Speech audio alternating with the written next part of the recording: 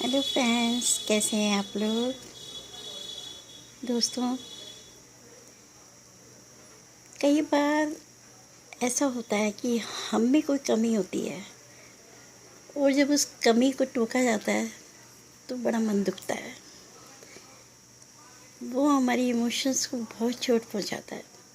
जैसे अब होता है, कई बार होता है ना, देखो, कोई काला होता है और अगर उसको कोई काला काला काला करके बोले तो उसका उसमें एक कॉम्प्लेक्स आ जाता है और उसका मन बहुत टूट जाता है अंदर से। वो ऊपर से आपको शो नहीं करेगा लेकिन अंदर से उसका मन बहुत दुखता है। इसी तरह कोई मोटा होता है, अगर उसको हम मोटा मोटा करेंगे तो उसे बुरा लगेगा। किसी पतले को अगर हम ये कहेंगे मोटा, तो शायद मोटी, तो उसे बुरा नहीं लगेगा।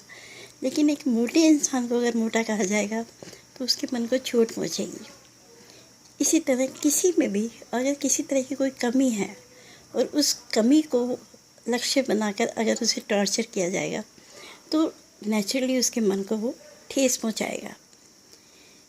तो ये भी इसी तरह की एक कहानी है कि एक हेल्दी लेडी थी और वो पार्क में घूम रही थी, वॉक कर रही थी। तो एक बच्ची ने देखकर उन्हें बोल दिया, मोटी आंटी। तो ये बात उनके मन को छू गई।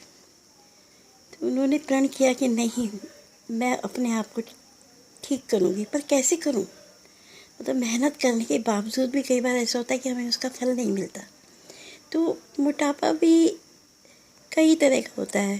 कुछ लोगों को हेरिडिटी होती है, कुछ लोगों को हार्मोन्स की गड़बड़ी की वजह से मोटापा बढ़ जाता है और कुछ लोगों का खाने पीने की वजह से शरीर खराब हो जाता है, मोटापा बढ़ जाता है।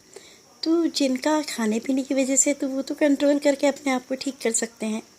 लेकिन अगर तकलीफ़ है और फिर उन्हें अगर कोई मोटा बोलता है तो उनका मन बहुत दुखता है।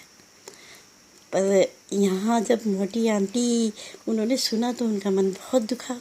अब वो अपने कोशिश कर रही थी अपने आप को ठीक करने की। तो लेकिन उन्होंने अपनी दृढ़ शक्ति अंदर से जगाई, अपने मन को मजबूत किया कि मैं कुछ ना कुछ ऐसा करूँगी कि मैं ठीक होंगी। तो उन्होंने गहराई से देखा कि मैं ऐसा क्या करती हूँ।